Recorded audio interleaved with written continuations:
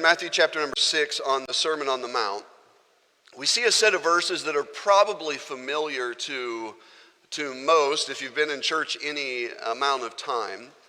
Christ is starting to give them really a financial lesson. Now, this certainly is not limited to a financial lesson because ultimately it's not about finances. Ultimately, it's about the hope and the heart of a Christian being set on heavenly things. And he deals with that in the matter of finances. Now, he also, right before this, he tells them, he gives them a lesson on don't pray expecting people to hear you so that people can pat you on the back and say, wonderful job, because they have their reward. And he tells them not to give of your alms. Don't give people things so that people see it and say, you're so generous and you're so nice, and give you a pat on the back, because he says you have your reward. And then he says when you fast, you don't fast with a sad face where everybody comes up and says, what's wrong? Well, I'm fasting because I'm spiritual. Oh, you're such a wonderful person. And he says those people, you have your reward. But he says, rather, when you pray, go to your closet, pray in secret, because God who sees in secret, he will reward you openly. And when you fast, wash your face and go about your day as normal, because God who sees in secret will reward you openly. And when you give of your alms, when you help people, don't do it in a way that everybody sees it and congratulates you, but do it privately and secretly, so that God who sees in secret can reward you openly. And so he just gives them a lesson on you're not doing things to please men, you're doing things to please God. And that has to be the motivating factor for the Christian. And so he's coming off of that, and he goes right into this statement about laying not up for yourselves treasures upon earth. So he's coming off of don't do things for the applaud of people on earth. And now he goes into lay not up yourselves treasures on earth. And so he's dealing with the more than just finances, but certainly the finances, the treasures of the Christian. I want us to notice a few things about this text this morning. I want us to notice, first of all, the two options for your treasures.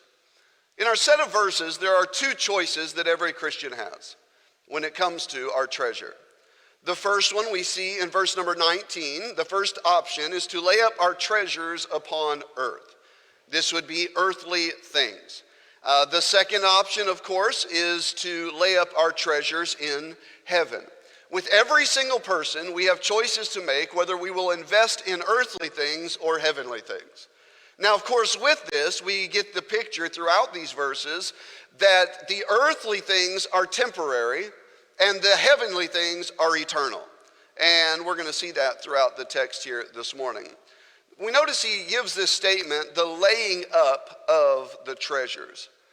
This statement literally means to store. It means to deposit, to make a deposit.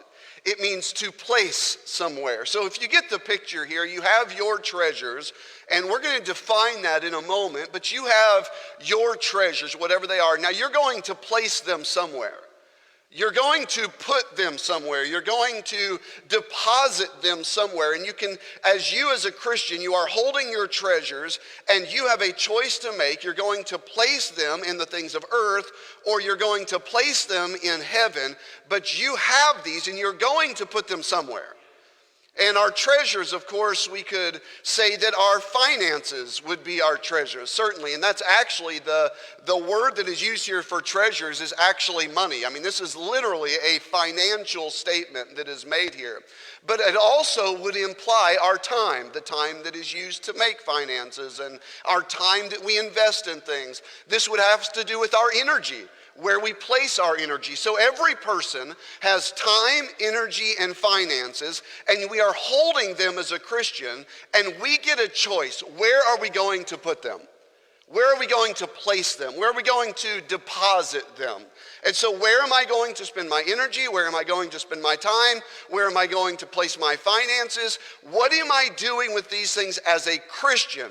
Because this is important, because this will actually affect the heart of a Christian, where we place these things. And so we're laying up the treasures. Of course, the placement is either earth, temporary, or heaven, meaning eternal. These are the options that you and I have. We can lay up treasures in earth or we can lay up treasures in heaven. But as the statement goes, you can choose your actions, but you cannot choose your consequences. What's interesting about this set of verses is it starts off with an option. You can either lay up treasures in earth or you can lay up treasures in heaven. Now what happens after that, you don't get an option. What happens after that is not in your control. What happens after that is not your decision. Your decision is back here as you are holding these treasures in your hand. What am I going to do with these treasures? And once that decision is made, consequences are in action. A result of your decision is starting to take place, and it will start to unfold. And we're actually, thank the Lord that He tells us what will happen with those treasures once we place them where we choose. This leads to the second point I'd like to make, and that is the guarantee of the treasures. So you've got these options before you. You're holding in your hands time, energy, and finances. You're making a decision in earth or heaven. Well, what happens after that? Well, we're actually told in these verses. In verse number 19, he says, "Set up for yourselves treasures upon earth, for here's what happens. Where moth and rust doth corrupt, where thieves break through and steal." A very temporary picture that is painted here, right? I mean, this is really a picture of it's not going to last. I mean, that is the picture that is painted here. And he uses 3 or 4 different analogies to give us this, where moth and rust and thieves. So he gives us several different things that give us the picture. And the big picture is it's not going to last. I mean, that's something that I think we can all certainly understand, that the things of earth don't last. And whatever we place our funds, our energy, our time, eventually it passes, eventually it fades away. It certainly is not eternal. Well, then he goes to the guarantee of the other, which is in verse number 20. He says, "But lay up for yourselves treasures in heaven, where neither moth nor rust doth corrupt, where thieves do not break through nor steal." So what's over here will not fade away. It will not run out. It will not be taken away. So this one is temporary. This one is eternal. This one will eventually go away. This one will never go away. This one will start to decay and will get old and will rot and will be taken away. It will be gone forever. But this will stay forever. This is what happens with your time, your energy, and your finances. As you as a Christian, you hold them in your hand and you have a choice that you're going to make. Am I going to place them here in the earth, or am I going to place them here in heaven? That is my decision. But once I place them, it is a guarantee what is going to happen. One will fade and one will not. Guaranteed. So we have the guarantee of the treasure. This is not a maybe, but this is a guarantee. You can never get back your time spent on earthly things. You can never get it back. Has anybody here ever wasted time? All right, for those that don't have your hand up, Facebook, social media, right? TV, computer. I mean, we could go on and on with the list. That is time that can never be given back. How many would agree that your time is a treasure of yours? We can invest our time. We can choose what we do with our time. But the time that we spend on things, we can never get that time back. And if we're not careful, we'll go through our life wasting a lot of time on temporary things that get us absolutely nothing. This is what he meant in the New Testament when he said redeeming the time, getting the most out of our time. So we can never get back our time. We can never get back the energy that we spend on earthly things. We can never get back the finances that you spend on earthly things. Whatever we've spent money on, it's gone. I mean, we can't get that money back. You can go get a return, but you're going to spend it somewhere. I mean, it's going to go, right? I mean, so whatever we spend on, we can say, well, I had time, but it's gone. I had energy, but that's wasted. I had money, but now that's gone. And I understand we replace it with things, but the picture that's painted here is that the things of earth do not last. It is there, we have it, but when we place it, it goes somewhere. It does something, and it eventually fades away, and we never have that again. So time is gone, energy is gone, finances are gone, just like as if they had been taken by a thief, they had been eaten by moths or dissolved into rust. Eventually, there is nothing to show for it. Eventually. You say, well, I'm not real sure about that. Well, think about the finances you had 20 years ago. What can you hold up and say, this is what I have as a result of those finances? Or the time? Or the energy. You see, eventually it just fades off the scene and we have new time, new energy, new finances. But it's just this cruel process of we have, and then it fades.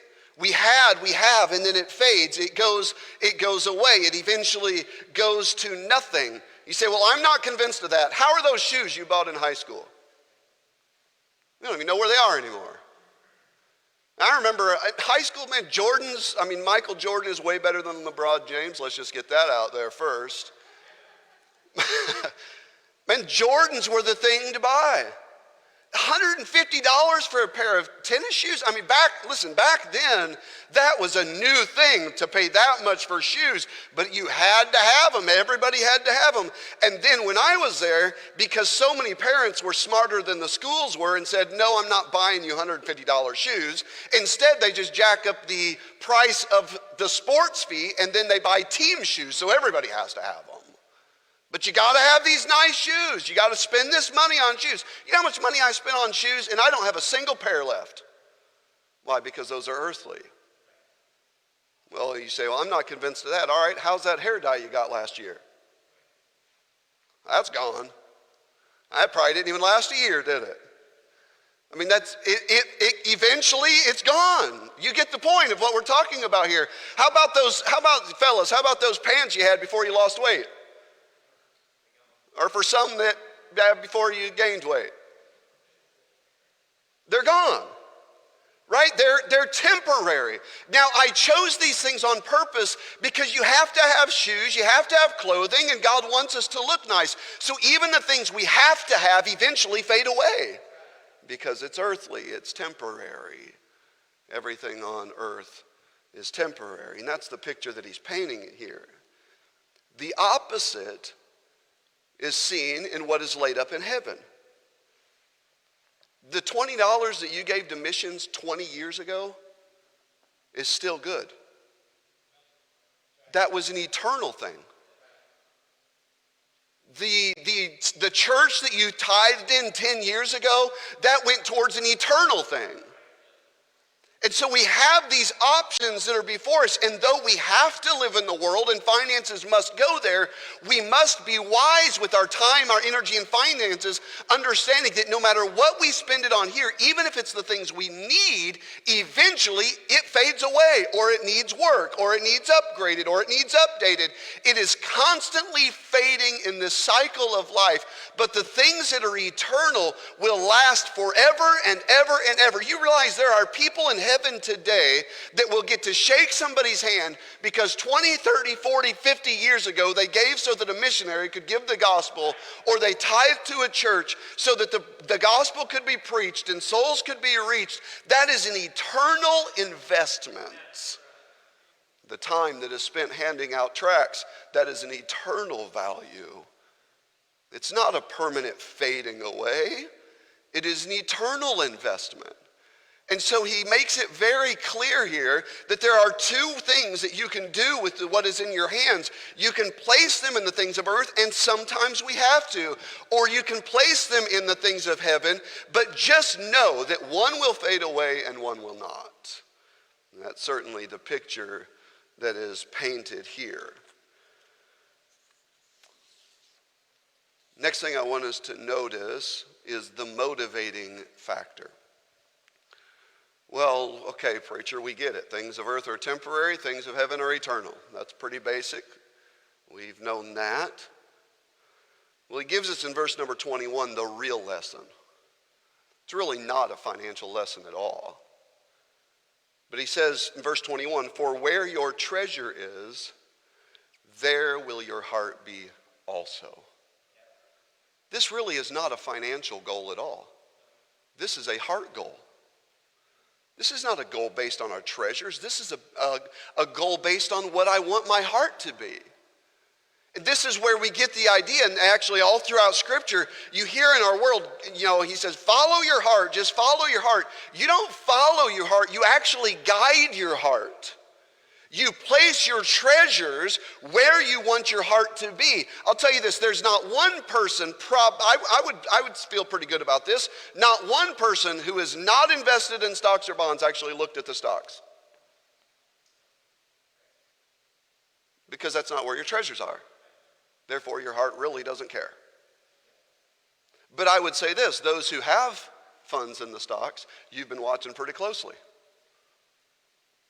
Because it is a basic principle of humanity given by God that where your treasure is, your heart is going to be interested in that. Your heart is going to be concerned with that.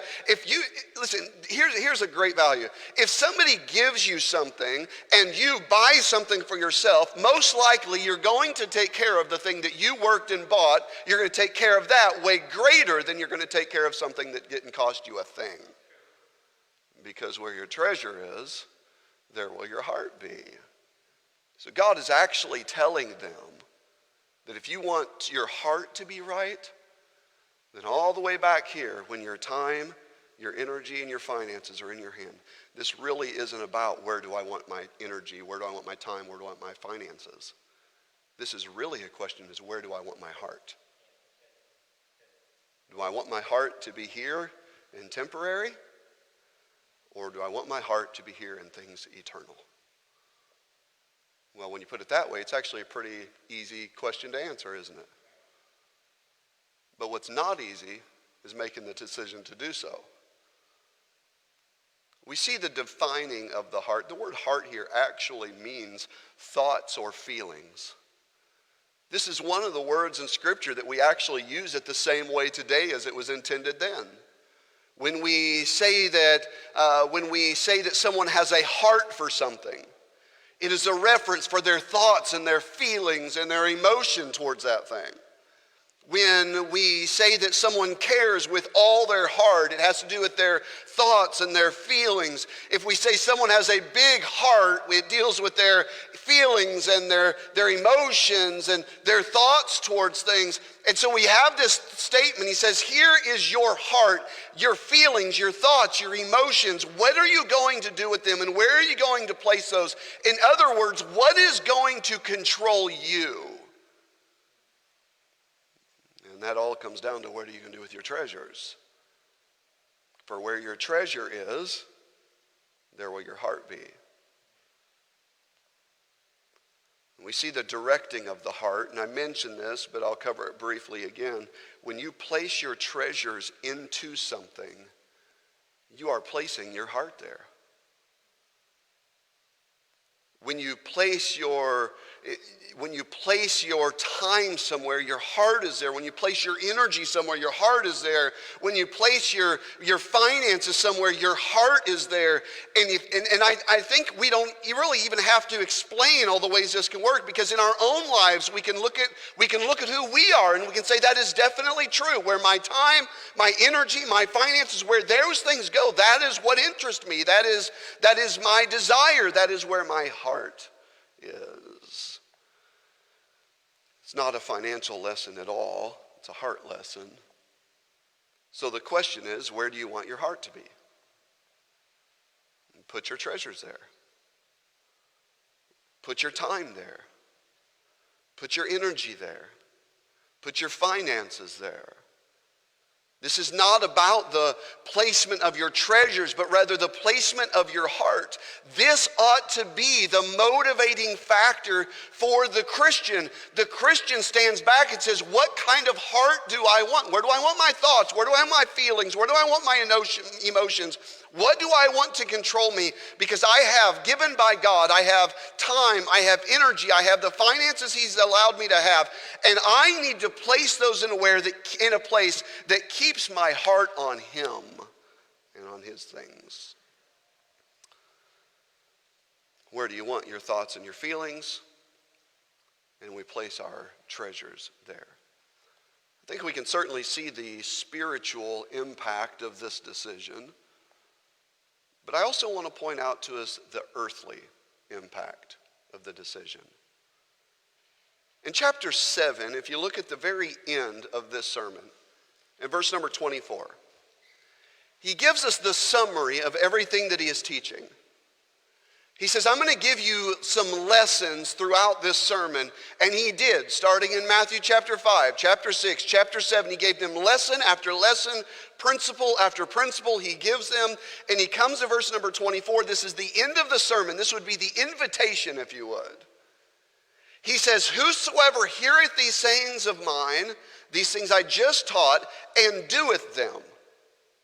So the person who takes what I just taught about the treasures, if you'll take that and you will do it, and you will put your treasures on the things of heaven. Here's what he says. He says in verse number 24, he is saying to mine, and doeth them, I will liken him unto a wise man which built his house upon a rock. The rain descended, floods came, winds blew, they beat upon the house, and it fell not, for it was founded upon a rock. But then he goes to the other side. And everyone that heareth these sayings of mine and doeth them not, those who hear this and say, well, I really don't have a choice. I have to put my time, my energy, my finance, everything has to go here. It's amazing to me how many people literally feel like they are stuck.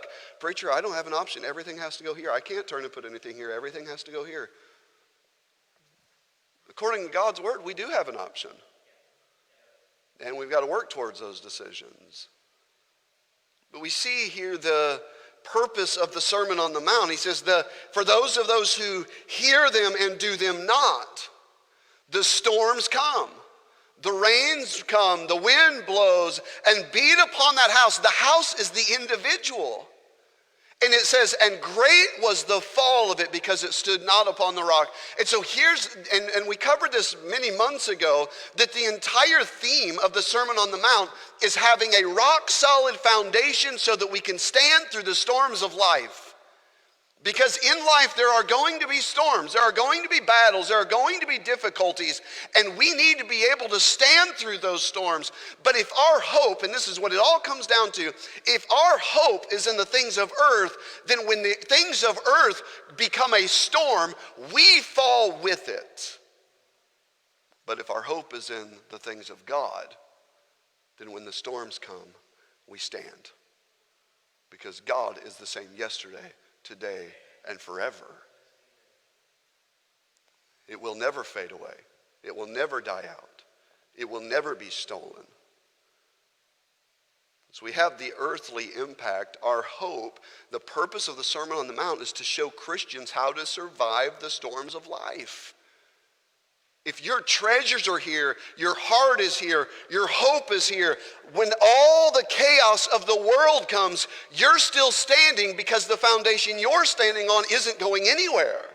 The foundation you're standing on is secure. The foundation you're standing on is eternal. The foundation you're standing on will last forever and ever and ever. But those who have their treasures here, their hope is here, their heart is here, and when the storms come, this can get real shaky, and this can be really uncertain, it can be unknown, and it can be chaotic, and this person can be discouraged and frustrated and disappointed, and even feel like all hope is gone, because their hope is not in the eternal things, their hope is in the temporary things. I'll tell you why so many Christians find themselves in this position emotionally is because in their mind they're there, but their treasures are here. And we are not told that where your mind is, there your heart will be. We're not told where your faith is, there your heart will be. What we're told is where your treasures are. That's where your heart will be.